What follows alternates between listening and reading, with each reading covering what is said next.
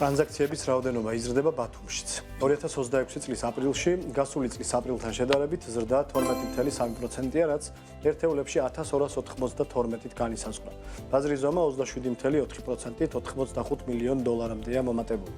შედარებისთვის 2025 წლის აპრილში გაყიდული ბინების რაოდენობა 1065, ხოლო 2024-ში 1234 ერთეული იყო. ბექოჯიზე გამოქვეყნებული განახლებული მონაცემების მიხედვით, იმდინარე წლის აპრილში ახალაშენებული ბინების საშუალო შეწონილი ფასი გასული წლის აპრილთან შედარებით 11.3% გაიზარდა და კვადრატულ მეტრზე 1351 დოლარი შეადგინა.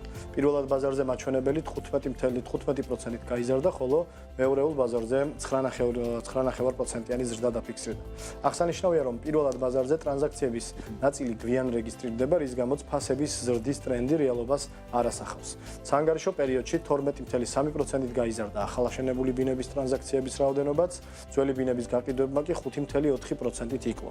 ტრანზაქციების რაოდენობა გაიზარდა როგორც პირველად, ისე მეორეულ ბაზარზე, ამასთან უცხოელი მყიდველების წილი ძველი და ახალი პროექტების ტრანზაქციებში გასული წლის აპრილთან შედარებით გაიზარდა და 47%-ს მიაღწია.